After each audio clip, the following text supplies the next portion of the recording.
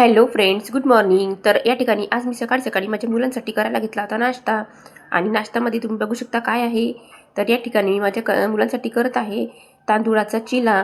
त्यामध्ये टोमॅटो कांदा टाकलेला आहे. असा मिक्स व्हेज मी चिला बनवत आहे तांदूळाचा. आपल्या इकडे याला कोकणा साईडला घावणेसुद्धा म्हणतात, तांदूळाची घावणे. आमच्या इकडे इथं रायपूरमध्ये याला चिला म्हणतात. तर माझ्या मुलांना चिला खूप आवडतो. तर त्यांना मस्तपैकी असा टोमॅटो कांदा टाकून मस्त असा चिला बनवून देत होती. बघू शकता तुम्ही, पूर्ण असा मोठा चिला मी टाकलेला आहे.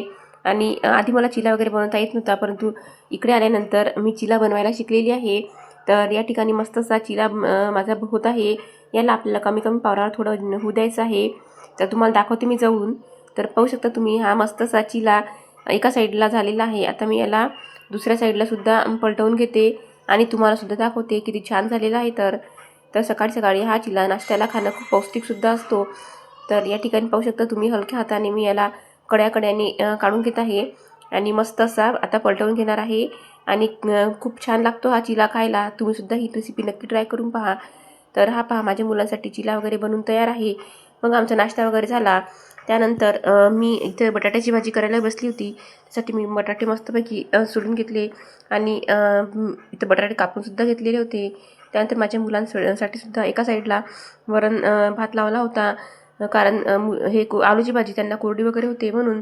तर या ठिकाणी माझा स्वयंपाकसुद्धा बनवून तयार होता आणि माझ्या मुलांना मस्तपैकी वाटीमध्ये वरणपोळी दिली होती. आणि दोघेही आरव आणि ओजस मस्त असं टी व्ही बघता बघता वरणपोळी खात आहे.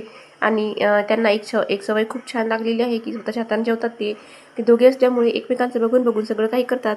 त्यामुळे आम्हाला फारसं टेन्शन नाही. तर या ठिकाणी मस्त दोघेही असं मस्त जेवत होते.